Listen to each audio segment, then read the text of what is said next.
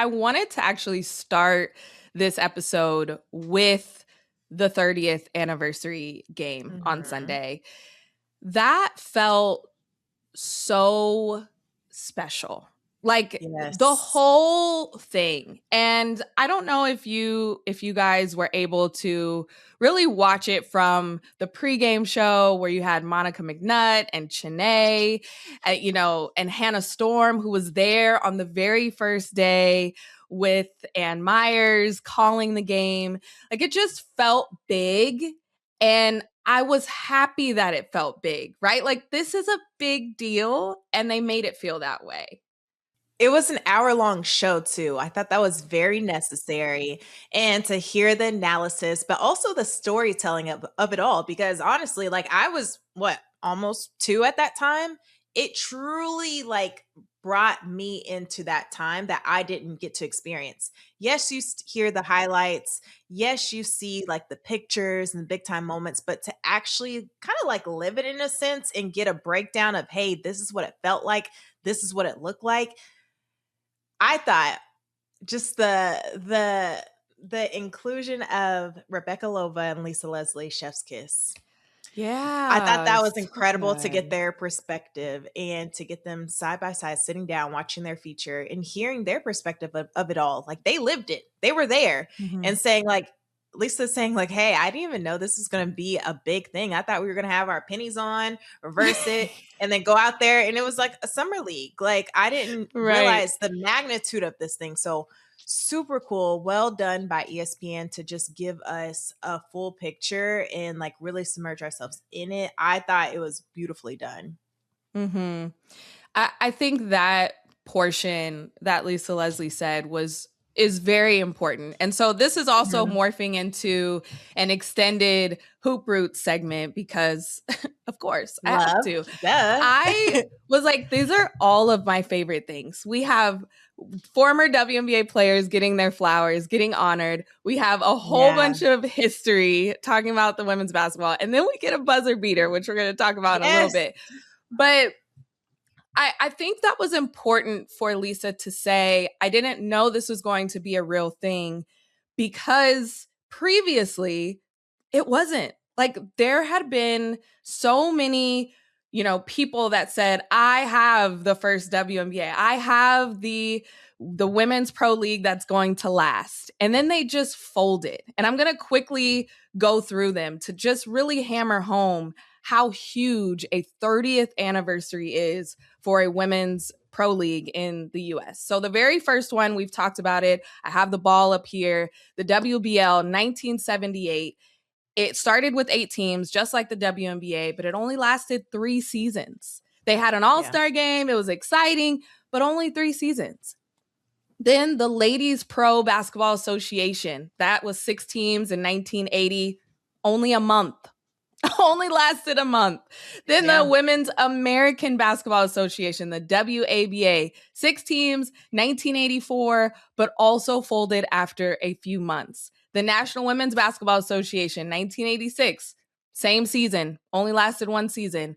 That happened over and over again. So when somebody comes in, and even when you have the ABL only lasting, a year or so, the WNBA, if you are a player, you rightfully so are like, all right, like maybe this Yeah. will last 6 months, maybe. Right. So for Mhm. it to last 30 years, I just really want to keep hammering home how it needed to feel like such a big deal and an anniversary because it Absolutely. is in women's Yeah. sports, in women's pro basketball, it really is a big deal. Yeah, I love how Rebecca Lobo said too, like there wouldn't be a season 30 without a day one. To me, that's so key to remember. Like it started from players who were trying to like operate in survival mode to keep this thing afloat and making sure that this thing is something worth investing into and something worth having 30 years of and 30 more years of. Um, and really cool to just see. I think out of all this, what I love the most in season 30 is we are not forgetting our legends of the game. Having those legends there in that moment to get their flowers in real time, to be celebrated, we don't have this without them. So, it's cool. That's why Nneka was so emotional after the game winner. She did it in front of those who have paved the way, and they didn't reap the benefits. They didn't get paid their value, yet they're still here supporting, because that's what it was all about from that day one. Creating a foundation, laying it brick by brick to see what we're seeing today. Mm-hmm. How amazing was that jump ball between recreation between Lisa Leslie and Kim Live Hampton, for it. both aging like fine wine. Yes. I love Rebecca Lobo saying Kim was talking smack in the Liberty Yes. group chat. She was talking about how she lost the first jump ball in 1997 because Lisa crowded her space. Like, all of this is I pent need up for that. 30 years, and you get a chance to do it again. And Lisa in heels wins In heels. again. Girl, with the suit. With the suit on.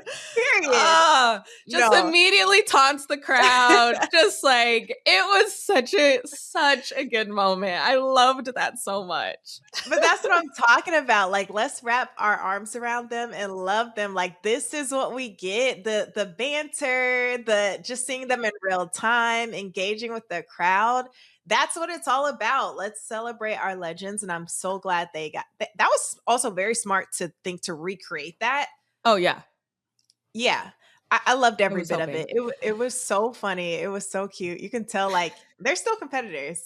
Oh, They're yeah. like, There was like seriousness when they were not playing. There were smiles, but they were not but playing. they were not playing. They were not playing. Okay, No. so then the game starts, right? After that ceremonial jump ball, Lisa goes with the Sparks huddle. Kim goes with the Liberty huddle. They give them a quick pep talk. And I loved how it was that rivalry kind of renewed. The old players were there and they were like, yeah, it's go Liberty. Like, Teaspoon was like, it's New York all day, every day. And the game started and the Liberty felt that. Like, they got out to as much as a 17-point lead. And I think all of us were like, okay. Yeah. It's kind of putting a damper. So put a little bit of a damper on this whole anniversary. This is going to be a close battle. So I don't know about you, but I was feeling like I wish it was a better game. And then it happened. It delivered. We get a better game. Yes. The Sparks woke up. They just started taking care of the ball, getting better shots. Nneka came alive. And then, Autumn, let's talk about that last play. Stewie missed some free throws, left the door open. Believe this was around 8 seconds left. The Sparks also challenged a play that gave up their last timeout. That's what really built the drama for me. I was like, I don't know, Lynn Roberts, you need that to advance the ball. You just don't know. So I don't know why you challenged there. But Erica Wheeler said, I don't need a timeout. I'm going to go the full length of the floor, 8 seconds. I'm going to drive, get a paint touch, had an open layup, maybe had a layup. And I was like, oh no. Passes it out to Nneka on the wing, drills it. You can see on the replay, JJ goes to KP in the corner. She leaves Nneka and goes to KP, who is a sharpshooter, but she was having an off night. It was Nneka's night. And drills it, buzzer sounds, game over, Sparks win. I'm smiling because you just like repainted that in my head. You did that so beautifully. Thank you. Thank you so much. No notes. Yes. How poetic too. Like, because of who made the shot, the game winner in front of LA Sparks fans in their arena wearing number 30. Yes, Nneka went off to the Seattle Storm for new fans, but she is a Sparks legend. She represents the past, the present, the future of the WNBA. She is our president. She's a Sparks legend. She won a championship there, league MVP. It was poetic by like the fact that she did it. And I literally screamed and ran around my entire apartment. Girl, I'm sorry to my neighbors, but not really. But not really. And even I thought a little bit deeper about this, like the shot was really cool because of like the evolution of basketball too. Nneka's a big shooting threes. Like the positionless play that Mm. we're seeing embodied that. It represented that. It symbolized that. Everything about that shot was so cool. The crowd pop. You could see like all the legends just like, whoa, like that's what I'm talking about. Being proud to represent, honestly, really just Sparks, New York, whoever, but representing the WNBA. You could see how proud they were. And we don't have that moment if they didn't build it. Oh, I didn't even think about that. The position, the fact that Nneka was even at the 3-point line is this. And we talked about the score too, the score differences. I think Yeah, the Liberty won 67-57 that first meeting in 1997. This was in the 90s. The scoring was just point. so much higher, quicker Great pace. point. The evolution of the game is so right. Once somebody pointed out Yeah. that, Nneka's jersey number is 30 for the 30th 30. anniversary, I'm like, get out, get out It of was here. written. This It was is written. too perfect. And you mentioned it earlier, but that emotion that came over Nneka at the end of that game was so powerful because I think it was this reminder that it is bigger than this moment. Yes, we are celebrating this buzzer beater and also like zooming in, the Sparks needed this win. Like they really did. They needed it for a lot of reasons. And so for them to get that win, but for her to say, like, Sparks is family. She has been here for so long. And I gotta throw a stat in there. She is now the franchise leader for the most go ahead field goals in Sparks history. She's done it 3 times. Of course. She's done 3 buzzer beaters. Of course she Wow. has. We know the Of course. iconic ones in the finals and in the playoffs over the Minnesota Lynx, but this one was just as sweet. It was very, very Yeah. special. And I loved every second. I loved Lisa Leslie coming over and hugging her and just saying, I'm so proud of you. Her having Mm. so much on her shoulders after this off season of Mm. negotiations when we didn't even know if we were going to have a season. Like all of that is also ingrained in Nneka and what she does. So it was just perfect, Autumn. I was on cloud 9 for the rest of the night. It was everything I could have Same. asked for. Same. I want to keep reliving it, so I'm happy we're having this conversation. And something else that stuck out to me, what Nneka said was like, people. I'm so happy that we did it in front of these legends who paved the way, but like people who didn't get paid their value, they're still here. And I'm thinking in my head, like, yeah, they're definitely still, because we just see it constantly, but it's the awareness to me, like easily it's hard to see like, oh man, I wish I could live in this moment, like what they're getting right now.